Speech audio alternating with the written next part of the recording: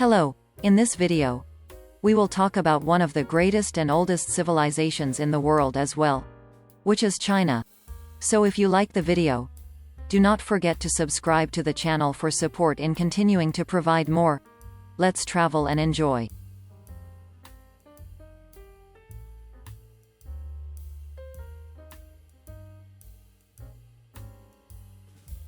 Modern-day China is often described as an example of state capitalism or party-state capitalism. In 1992, Jiang Zemin termed the country a socialist market economy. Others have described it as a form of Marxism-Leninism adapted to coexist with global capitalism. The state dominates in strategic pillar sectors such as energy production and heavy industries, but private enterprise has expanded enormously, with around 30 million private businesses recorded in 2008. In 2018, private enterprises in China accounted for 60% of GDP, 80% of urban employment and 90% of new jobs. China has been the world's #1 manufacturer since 2010, after overtaking the US, which had been #1 for the previous 100 years. China has also been #2 in high-tech manufacturing since 2012, according to US National Science Foundation. China is the second largest retail market in the world, next to the United States. China leads the world in e-commerce, accounting for 40% of the global market share in 2016 and more than 50% of the global market share in 2019. China is the world's leader in electric vehicles, manufacturing and buying half of all the plug-in electric cars, BEV and PHEV, in the world in 2018. China is also the leading producer of batteries for electric vehicles as well as several key raw materials for batteries. China had 174 gigawatts of installed solar capacity by the end of 2018, which amounts to more than 40% of the global solar capacity. China's landscape is vast and diverse, ranging from the Gobi and Taklamakan deserts in the arid north to the subtropical forests in the wetter south.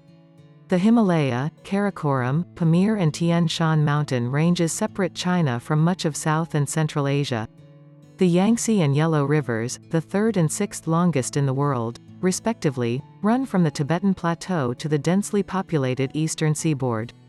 China's coastline along the Pacific Ocean is 14,500 kilometers, 9,000 miles, long and is bounded by the Bohai, Yellow, East China and South China Seas.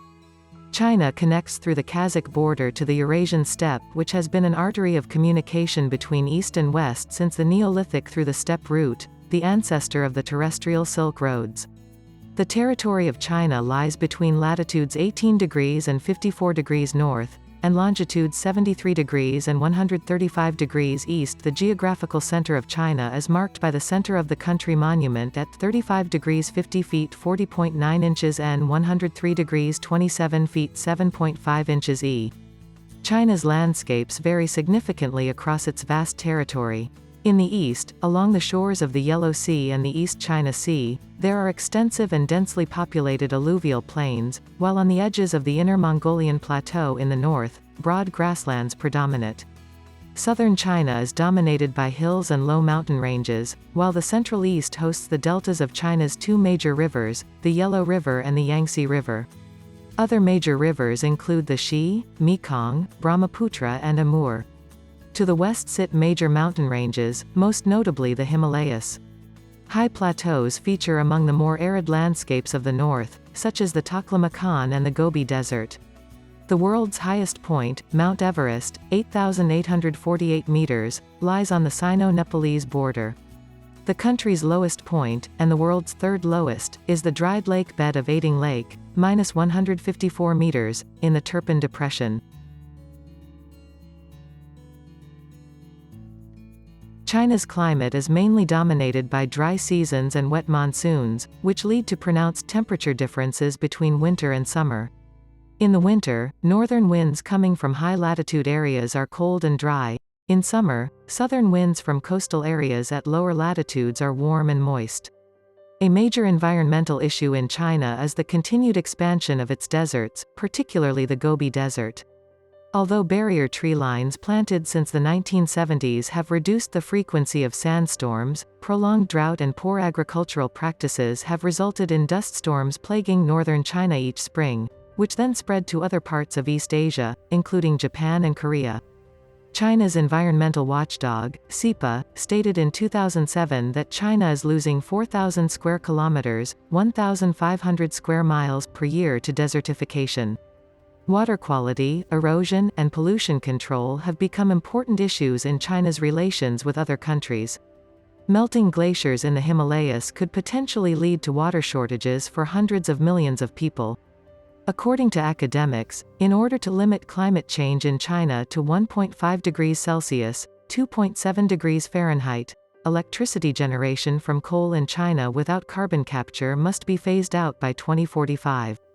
Official government statistics about Chinese agricultural productivity are considered unreliable, due to exaggeration of production at subsidiary government levels. Much of China has a climate very suitable for agriculture, and the country has been the world's largest producer of rice, wheat, tomatoes, eggplant, grapes, watermelon, spinach, and many other crops.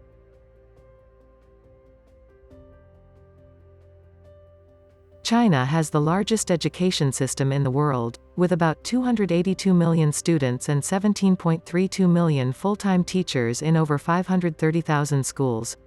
In February 2006, the government pledged to provide completely free 9-year education, including textbooks and fees.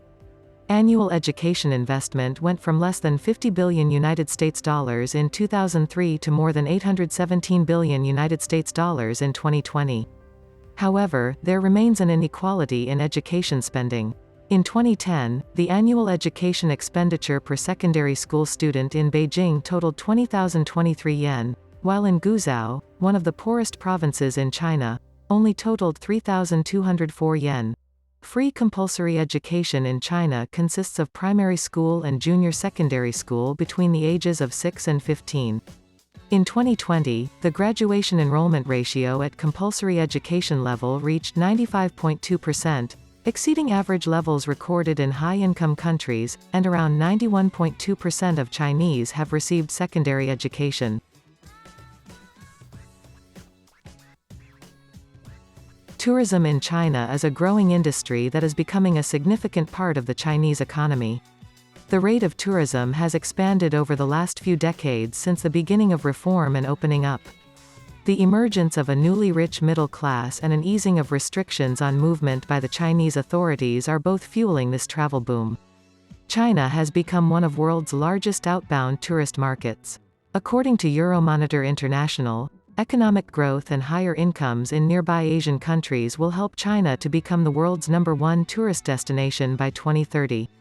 Shanghai's skyline attracts foreign and domestic tourists to view it from the Bund cooling poster in the 1920s, Cooling Town, Mountain Lu, Zhujiang, China. China ranked second in the world for travel and tourism's contribution to GDP in 2022, $814.1 billion, and first in the world for travel and tourism's contribution to employment, 66,086,000 jobs in 2014. Tourism, based on direct, indirect, and induced impact, accounted for 9.3% of China's GDP in 2013. In 2017, the total contributions of China's travel and tourism sector made up 11% of its GDP. In 2018, the domestic tourism sector contributed around $1.47 trillion to the nation's GDP. Since 2012, tourists from China have been the world's top spender in international tourism, leading global outbound travel. In 2016, the country accounted for 21% of the world's international tourism spending, or $261 billion. Note that the stats include journeys made to the special administrative regions of Hong Kong and Macau, as well as Taiwan. In 2017, these accounted for 69.5 meters of the so-called overseas journeys. As of 2018, only 7% of Chinese had a passport, so the potential for further growth is staggering, according to a UK news report. Thanks for watching.